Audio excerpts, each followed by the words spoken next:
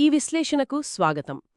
ఈరోజు మనం బైబిల్లోని ద్వితీయోపదేశ కాండము 6వ అధ్యాయంలోని కొన్ని ముఖ్యమైన భాగాలను కొంచెం లోతుగా చూద్దాం. తెలుగులో చెప్పాలంటే దీని సారాంశం యెహోవా మాట వింటే దీర్ఘాయుష్షు అని చెప్పుకోవచ్చేమో. అంటే ఈ మాటలు ఎప్పుడు చెప్పారంటే ఇశ్రాయేలీయులు ఆ ఎడారి ప్రయాణం ముగించి ఒక కొత్త దేశంలోకి అంటే వాళ్ల వాగ్దాన దేశంలోకి అడుగుపెట్టబోతున్నారు. ఆ సమయంలో ఒక కొత్త జీవితం మొదలుపెట్టే ముందు ఇచ్చిన సూచనలివి. ఊరికే పైపైన చూస్తే దేవుడితో మంచిగా ఉంటూ ఎక్కువ కాలం హాయిగా బ్రతకడానికి కొన్ని రూల్స్లాగా అనిపిస్తున్నాయి కదా. అవును, అనిపిస్తాయి. కాని ఇది కేవలం కొన్ని నియమాల లిస్టు కాదు. ఇది ఒక జీవనశైలికి, ఒక సమాజం ఎలా ఉండాలో చెప్పే ఒక బ్లూ ప్రింట్ లాంటిది. దేవుని మాట వినడమనేది అది వ్యక్తిగతంగా, కుటుంబంగా, ఆ తర్వాత తరతరాలుగా కూడా వాళ్లు బాగుండడానికి ఎలా ముడిపడి ఉందో ఇది చాలా గట్టిగా చెప్తుంది. వాళ్ల గుర్తింపుకు, వాళ్ల భవిష్యత్తుకు పునాది వేసే మాటలన్నమాట. మరిందులో కొన్ని ముఖ్యమైన విషయాలు చూద్దామా? తప్పకుండా. సరే, మొదటి వచనం నుండి 3వ వచనం వరకు చూద్దాం. ఇక్కడ దేవుడు మోషే ద్వారా ఈ ఆజ్ఞలు, కట్టడలు, నియమాలు ఇస్తున్నాడు. ఎందుకంటే వాళ్లు వెళ్లబోయే కొత్త దేశంలో వీటిని పాటించాలి. 2వ వచనంలో ఒక ముఖ్యమైన విషయం చూడండి. నీవును, నీ కుమారుడును, నీ కుమారుని కుమారుడును అంటే తరతరాలుగా ఆయన కట్టడలన్నీయూ, ఆజ్ఞలన్నీయూ నీ జీవిత దినములన్నిటినూ గైకొనుచు నీవు దీర్ఘాయుష్మంతుడవగునట్లు అని ఉంది. అంటే దేవుని పట్ల భయభక్తులు ఉండి ఆయన చెప్పినవి చేస్తే తరతరాలుగా దీర్ఘాయుషు వస్తుందని చాలా స్పష్టంగా ఉంది. అంతేనా? 3వ వచనంలో ఇంకా ఉంది. అలా చేస్తే పాలు తేనెలు ప్రవహించు దేశంలో నీకు మేలు కలిగి నీవు బహుగా అభివృద్ధి నొందుదువు అని ఒక వాగ్దానం కూడా ఉంది. అంటే మాట వినడం, ఎక్కువ కాలం బ్రతకడం, సుఖంగా ఉండడం ఇవన్నీ ఒకదానితో ఒకటి ముడిపడి ఉన్నాయన్నమాట. అవును, ఆ సంబంధం, ఆ కనెక్షన్ చాలా కీలకం. ఇక్కడ దేవుని మాట వినటం అనేది ఏదో భారంలాగానో ఊరికే చేయాల్సిన పనిలాగా చెప్పట్లేదు. అది వాళ్లు కోరుకునే ఫలితానికి, అంటే ఆ వాగ్దాన దేశంలో ఒక మంచి సుదీర్ఘమైన సమృద్ధి అయిన జీవితానికి ఒక స్ట్రాటజిక్ మార్గంలాగా చూపిస్తోంది. మీరన్నట్టు వెంటనే బహుళ తరాల కోణం కూడా వస్తోంది. నీవు, నీ కుమారుడు, నీ కుమారుని కుమారుడు అనడంలో ఇది కేవలం అప్పటి వాళ్లకే కాదు, వాళ్ల పిల్లలు, వాళ్ల పిల్లల భవిష్యత్తు కూడా వాళ్లు ఇప్పుడు ఎలా నడుచుకుంటారనే దానిపై ఆధారపడి ఉందని గట్టిగా చెప్తోంది. ఇదొక రకంగా తరతరాల మనుగడకు, వాళ్ల శ్రేయస్సుకు ఒక ప్రాక్టికల్ గైడ్ లాంటిది. ఆ తర్వాత 4వ, 5వ వచనాలు ఇవి వినగానే ఏదో తెలియని శక్తి ఉన్నట్లు అనిపిస్తుంది. ఇజ్రాయేలు వినుము, మన దేవుడైన యెహోవా అద్వితీయుడగు యెహోవా అంటే ద లార్డ్ ఈజ్ వన్. దీని తర్వాత వెంటనే ఒక ఆజ్ఞ. నీ పూర్ణ హృదయముతోనూ, నీ పూర్ణాత్మతోనూ, నీ పూర్ణ శక్తితోనూ నీ దేవుడైన యెహోవాను ప్రేమింపవలను. మొత్తం ఈ అధ్యాయానికి ఇదే గుండెకాయ అనిపిస్తోంది నాకు. ఏమంటారు? నిస్సందేహంగా 100% దీన్నే షెమా అంటారు. యూదుల విశ్వాసానికి ఇది మూలస్తంభం లాంటిది. ఇది 2 విషయాలు చాలా స్పష్టంగా చెప్తుంది. ఒకటి, దేవుని ఏకత్వం, ఆయన ఒక్కడే దేవుడు, వేరే లేరు అని. 2, ఆ నిజానికి మనం ఎలా స్పందించాలి, సంపూర్ణమైన ప్రేమతో, భక్తితో. ఏదో కొంచెం కొంచెం కాదు, పూర్తి హృదయం, పూర్తి ఆత్మ, పూర్తి శక్తి. అంటే మనల్ని మనం పూర్తిగా అంకితం చేసుకోవాలి. మిగతా ఆజ్ఞలన్నీ ఏమి చేయాలి అని చెబితే ఇది ఎందుకు చేయాలి అనే దానికి పునాది వేస్తుందన్నమాట. మిగవన్నీ ఈ ప్రేమ నుండే రావాలి. మరి ఇంత ముఖ్యమైన మాటల్ని, ఇంత గొప్ప ప్రేమను రోజు గుర్తుపెట్టుకోవడమెలా? ఎలా జీవించాలి? 6వ వచనం నేడు నేను నీకాజ్ఞాపించు ఈ మాటలు నీ హృదయంలో ఉండవలెను అని చెప్తుంది. అంటే మనసులో పెట్టుకోవాలి. సరే, కాని అక్కడితో ఆగిపోలేదు. 7-9 వచనాలు దీన్ని చాలా చాలా ప్రాక్టికల్గా మార్చేస్తాయి. పిల్లలకు వీటిని శ్రద్ధగా నేర్పించాలి అంటున్నారు. అంతేకాదు, వీటి గురించే మాట్లాడుతూ ఉండాలట. ఇంట్లో ఉన్నప్పుడు, బయట నడిచేటప్పుడు, పడుకునేటప్పుడు, లేచినప్పుడు. అంటే ఆల్మోస్ట్ 24/7. అవును, నిరంతరం. ఇది కొంచెం ఎక్కువ అనిపించదంటారా? అంటే ఎప్పుడూ వీటి గురించేనా? ఇంకా చూడండి, వీటిని చేతికి సూచనగా కట్టుకోవాలి, కళ్లం మధ్య బాసికంగా పెట్టుకోవాలి, ఇంటి గుమ్మాలమీద, గేట్లమీద రాసుకోవాలి. ఇది చాలా ఇంటెన్స్. అంటే తలలోనే కాదు, ఒంటిమీద, ఇంట్లో, బయట ఎక్కడ చూసినా ఇవే కనిపించాలి, గుర్తు చేస్తూ ఉండాలి. రోజూ ఇలా బ్రతకడం ఆచరణలో కష్టంగా ఉండదా? మంచి ప్రశ్న వేశారు. ఇక్కడ ఉద్దేశం బహుశా విశ్వాసమనేది ఆదివారం గంటసేపో లేక పండగపూటో చేసేది కాదు అని చెప్పడం అనుకుంటాం. అది జీవితంలోని ప్రతి అంశాన్ని, ప్రతి క్షణాన్ని, ప్రతి పనిని నింపాలి అనేదిక్కడ ఆలోచన. ఈ నిరంతర సంభాషణ, వాటిని గూర్చి మాటలాడవలెను. ఈ కనిపించే గుర్తులు అంటే ఆ చేతికి కట్టుకోవడం, కళ్ల మధ్య పెట్టుకోవడం, గుమ్మాల మీద రాయడం, వీటి నుండే ఆ టెఫిలిన్, మిజూజా లాంటి ఆచారాలు వచ్చాయి. ఇవన్నీ ఆ మాటలు మర్చిపోకుండా యాక్టివ్గా ఉంటూ నెక్స్ట్ జనరేషన్కి చేరేలా చేస్తాయి. దీన్ని భారంలా కాకుండా దేవుని మాటలతో నిండిన ఒక సేఫ్ ఎన్వైరన్మెంట్ క్రియేట్ చేయడంలా చూడమనే గ్రంథం చెప్తున్నట్లుంది. ఇది స్వేచ్ఛకు అడ్డుగాదు, సరైన దారిలో నడిపే కంపాస్ లాంటిదని భావనేమో. ఒక హెచ్చరికలాగా ఉంది. వాళ్ళు ఆ వాగ్దాన దేశంలోకి వెళ్ళాక అక్కడంతా రెడీమేడ్గా దొరుకుతుంది.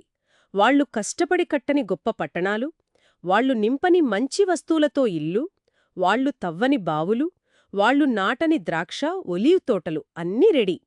ఇవన్నీ అనుభవించి 11వ వచనంలో అన్నట్టు తిని తృప్తి పొందినప్పుడు ఒక పెద్ద డేంజర్ ఉందని చెప్తోంది. అవును, ఆ తృప్తిలోనే ప్రమాదముంది. ఆ ప్రమాదమేంటి? 12వ వచనం సూటిగా చెప్తోంది. దాసుల గృహమైన ఐగుప్తు దేశంలో నుండి నిన్ను రప్పించిన యెహోవాను మరువకుండా నీవు జాగ్రత్తపడుము. అంటే కష్టాలు పోయి సుఖాలు, సంపదలు రాగానే విడిపించిన దేవుణ్ణి మర్చిపోయే ప్రమాదముంది. ఇది చాలా, చాలా నిజం కదా, మన లైఫ్లో కూడా చూస్తాం. బాగున్నప్పుడు ఆ బ్లెస్సింగ్స్ ఎక్కడ్నుంచొచ్చాయో ఆ సోర్స్నే మర్చిపోవడం ఈజీ. అందుకే వాళ్ళ గతాన్ని అంటే ఆ ఐగుప్తు బానిసత్వాన్ని గుర్తుచేస్తూ, భవిష్యత్తులో వచ్చే సుఖాలతో పోలుస్తూ వాళ్ళు ఎక్కడ్నుండొచ్చారో, ఎవరు తీసుకొచ్చారో మర్చిపోవద్దని హెచ్చరిస్తుంది. ఇక్కడ మర్చిపోవడమంటే జస్ట్ మెమరీ లాస్ కాదు కదా. అస్సల్కాదు. అది దేవునితో సంబంధంలో ఒక నిర్లక్ష్యం, కృతజ్ఞత లేకపోవడం. అందుకే 13వ వచనంలో నీ దేవుడైన యెహోవాకు భయపడి ఆయనను సేవించి ఆయన పేరట ప్రమాణము చేయవలను అని వెంటనే మార్గం చూపిస్తుంది. అవును, మరి 14వ వచనంలో ఇంకా స్ట్రాంగ్గా మీ చుట్టూనున్న జనముల దేవతలను సేవింపకూడదు అని కూడా హెచ్చరిస్తోంది. కరెక్ట్.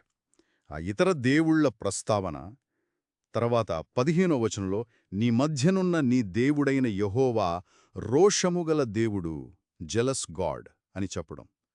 ఇవన్నీ వాళ్ల మధ్య ఉన్న ఒప్పందం, ఆ రిలేషన్షిప్ ఎంత స్పెషలో, ఎంత ఎక్స్క్లూజివో నొక్కి చెబుతున్నాయి. ఆ రోషం అనే మాట కొంచెం జాగ్రత్తగా అర్థం చేసుకోవాలి. మనకు తెలిసిన అసూయ, ద్వేషం లాంటిది కాదది. దేవుడు తన ప్రజలతో చేసుకున్న ఆ నిబంధన విషయంలో, వాళ్ల ప్రేమ, వాళ్ల విధేయత విషయంలో ఆయన చాలా అంటే ప్యాషనేట్గా, జీలస్గా ఉంటాడని అర్థం. వేరే దేవుళ్ల వైపు వాళ్ళు వెళ్లడాన్ని ఆయన సహించడు. ఎందుకంటే ఆయనే వాళ్ళని విడిపించి వారితో ఒక స్పెషల్ రిలేషన్షిప్ పెట్టుకున్నాడు. కాబట్టి మర్చిపోవడం లేదా వేరే దేవుళ్ల వైపు వెళ్లడం అనేది చాలా సీరియస్ కాన్సిక్వెన్సెస్కి దారితీస్తుంది. దేశములో నుండకుండా నిన్ను నశింపజేయును అనే హెచ్చరిక చాలా చాలా గంభీరమైనది. తరువాత 16వ వచనంలో ఒక పర్టిక్యులర్ ఇన్సిడెంట్ని గుర్తు చేస్తోంది. మీరు మస్సాలో మీ దేవుడైన యెహోవాను శోధించినట్లు ఆయనను శోధింపకూడదు. గతంలో చేసిన ఒక పెద్ద తప్పును మళ్లీ చెయ్యొద్దు అని చాలా డైరెక్ట్గా చెప్తోంది. ఏంటా సంఘటన? మస్సాలో ఏం జరిగింది? మస్సా అనేది నిర్గమకాండం 17వ అధ్యాయంలో జరిగిన సంఘటనకు గుర్తు. వాళ్ళు అరణ్యంలో ఉన్నప్పుడు తాగడానికి నీళ్లు లేకపోతే ప్రజలు మోషేతో గొడవపడ్డారు. అప్పుడు వాళ్ళు యెహోవా మన మధ్య ఉన్నాడో లేడో చూద్దాం అన్నట్లుగా దేవుణ్ణి శోధించారు. అంటే టెస్ట్ చేశారు. దేవుడు వాళ్లను అప్పటిదాకా అద్భుతంగా నడిపిస్తూ, పోషిస్తూ వచ్చాడు. అయినా చిన్న కష్టం రాగానే ఆయన పవర్ని, ఆయన ప్రెజెన్స్ని డౌట్ చేశారు. ఈ మస్సా రెఫరెన్స్ అలాంటి అవిశ్వాసాన్ని, దేవుణ్ణి టెస్ట్ చేసే స్వభావాన్ని వదిలిపెట్టాలని, దానికి బదులుగా నమ్మకం, విధేయత చూపాలని గుర్తుచేస్తోంది. గతం నుంచి పాఠాలు నేర్చుకోవడం భవిష్యత్తుకు ఎంత అవసరమో ఇది బాగా సూచిస్తోంది. ఓకే, అంటే మర్చిపోకూడదు, శోధించకూడదు. మరి ఏం చేయాలి? 17, 18 వచనాలు దీనికి జవాబిస్తున్నాయి. మీ దేవుడైన యెహోవా ఆజ్ఞలను జాగ్రత్తగా ఆచరింపవలెను, మరియు నీవు యెహోవా దృష్టికి యథార్థమైనదియు ఉత్తమమైనదియు చేయవలెను. ఎందుకు చెయ్యాలి? రీజన్ కూడా చాలా క్లియర్గా ఉంది. నీకు మేలు కలుగునట్లు, మరియు వాళ్ళు ఆ మంచి దేశాన్ని స్వాధీనం చేసుకుని శత్రువులను తరిమి కొట్టడానికి. మళ్ళీ అదే principle, right action, right result. అవును, ఈ ప్రాక్టికల్ ఆస్పెక్ట్ పదే పదే వస్తోంది. దేవుని దృష్టికి ఏది యథార్థమైనదియో ఉత్తమమైనదియో రైట్ అండ్ గుడ్ దాన్ని చేయడమనేది ఏదో మొరాలిటీ కోసం మంచిది అని చెప్పడమే కాదు, అది డైరెక్ట్గా దేవుని ప్రామిసెస్ నెరవేరడానికి దారితీస్తుందని చెప్తోంది. పర్సనల్గా బాగుండటం, నీకు మేలు కలుగునట్లు, దేశంలో సక్సెస్ఫుల్గా సెటిల్ అవ్వడం, ఆ మంచి దేశంలో నీవు ప్రవేశించి దాని స్వాధీనం పరుచుకొనున్నట్లు, శత్రులపై గెలవడం, నీ సమస్త శత్రువులను వెళ్లగొట్టెదనని, ఇవన్నీ మొరల్ బిహేవియర్తో దేవుని మాట వినడంతో లింక్ అయ్యున్నాయి. వాళ్ల శ్రేయస్సుకు ఇదే దారి అని క్లియర్గా చెప్తోంది. ఇక ఈ అధ్యాయం చివరి భాగం అంటే 20-25 వచనాలు భవిష్యత్తు వైపు చూస్తున్నాయి. నెక్స్ట్ జనరేషన్స్ పిల్లలు వచ్చి, మన దేవుడైన యెహోవా మీకాజ్ఞాపించిన ఈ శాసనములు, కట్టడలు, విధులు ఏవి అని అడుగుతాలని ముందే ఊహిస్తోంది. ఇది చాలా సహజం కదా. పిల్లలు అడుగుతారు, ఇదంతా ఎందుకు చేస్తున్నాం, దీని మీనింగ్ ఏంటి అని. దానికి చెప్పాల్సిన ఆన్సర్ కేవలం రూల్స్ లిస్ట్ కాదు. అది చాలా ఇంట్రెస్టింగ్గా ఉంది. అవును, చాలా ప్రాక్టికల్గా ఉంది.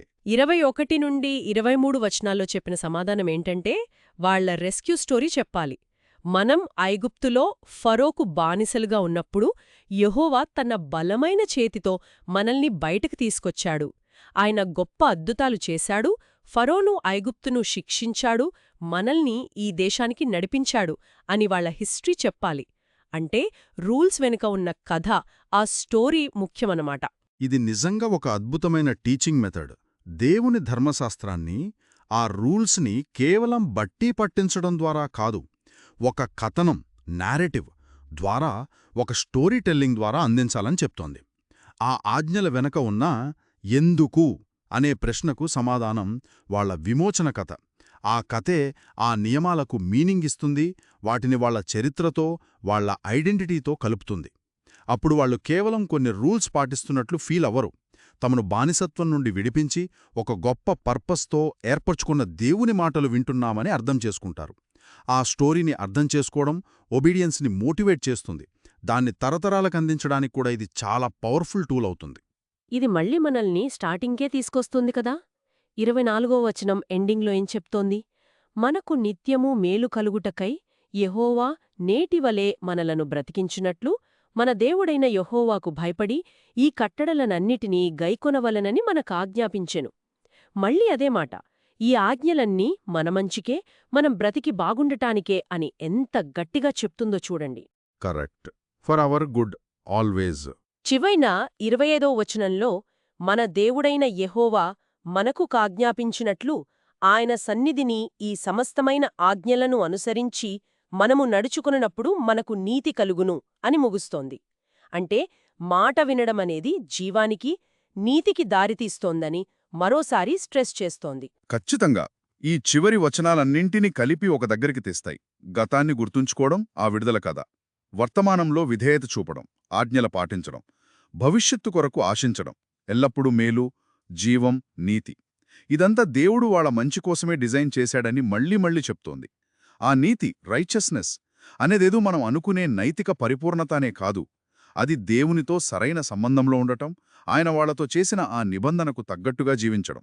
మొత్తం మీద చూస్తే ఈ అధ్యాయం దేవునితో ఆ రిలేషన్షిప్ని ఎలా కట్టుకోవాలో, ఎలా కాపాడుకోవాలో, తరతరాలకు ఎలా పాస్ చేయాలో ఒక కంప్లీట్ పిక్చర్ ఇస్తోంది. కాబట్టి ఈ అధ్యాయం నుంచి మనం నేర్చుకున్న కొన్ని కీలక అంశాలు మళ్లీ ఒక్కసారి చూస్తే, దేవుని మాట వినడం అనేది దీర్ఘాయుష్షు, శ్రేయస్సుతో డైరెక్ట్గా లింక్ అయ్యుందని చూడటం, దేవుణ్ణి పూర్ణ హృదయంతో, పూర్ణాత్మతో, పూర్ణ శక్తితో ప్రేమించాలనే ఆ పిలుపు, ఈ మాటలను నిరంతరం గుర్తుంచుకోవడానికి, పిల్లలకు నేర్పించడానికి ఇచ్చిన ఆ వెరీ ప్రాక్టికల్ సూచనలు అన్నీ బాగున్నప్పుడు దేవుణ్ణి మర్చిపోయే ప్రమాదం గురించి స్ట్రాంగ్ వార్నింగ్, మరి ఆ రూల్స్ వెనుక ఉన్న రెస్క్యూ స్టోరీని తరతరాలకు చెప్పడంలోని ఇంపార్టెన్స్, ఇవన్నీ చాలా పవర్ఫుల్. అవును, దాని స్ట్రక్చర్ కూడా చాలా బాగా ఆలోచించి పెట్టినట్లుంది. సెంటర్లో దేవుని ప్రేమ, ఆ తర్వాత దాన్ని, ఆయన మాటలను డైలీ లైఫ్లో ఎలా ఇంటిగ్రేట్ చేసుకోవాలో చెప్పడం, తర్వాత మనిషి బలహీనతలను మర్చిపోవడం, శోధించడం, గుర్తించి హెచ్చరించడం, చివరిగా ఈ ఫేత్ని స్టోరీ ద్వారా ఎలా బ్రతికించుకోవాలో డైరెక్షన్ ఇవ్వడం. ఇది దేవునితో సంబంధం చుట్టూ సెంటర్ అయిన ఒక చాలా కంప్లీట్ మల్టీ జనరేషనల్ విజన్ని అందిస్తుంది సమాజం కోసం. ముగించే ముందు నాకు ఆలోచన వస్తోంది. ఈ మాటలను ఇంటి ద్వారబంధాల మీద, గేట్ల మీద రాయమని చెప్పడం. అంటే విశ్వాసాన్ని చాలా పబ్లిక్గా, ఫిజికల్ వరల్డ్లో, డైలీ లైఫ్లో విజిబుల్గా చేయమని చెప్తుంది కదా. మన నమ్మకాలు కేవలం మనసులోనూ, ప్రార్థన గదిలోనూ ఉండేవి కాకుండా బయట ప్రపంచంలో, మన పనుల్లో, మన ఇళ్లల్లో కనిపించేలా చేయడమనే ప్రిన్సిపల్ ఈరోజు మనకు ఎలా అప్లై అవుతుంది? అంటే అక్షరాల గుమ్మాల మీద రాయడం కాకపోవచ్చు, కానీ మన విశ్వాసాలు, మన విలువలు మన చుట్టూ ఉన్న వాతావరణంలో, మన లైఫ్ స్టైల్లో ఎలా రిఫ్లెక్ట్ అయ్యేలా చేయగలం? బహుశా దీని గురించి ఆలోచించవచ్చు. ఇది ఆలోచించదగ్గ విషయమే. మంచి పాయింట్.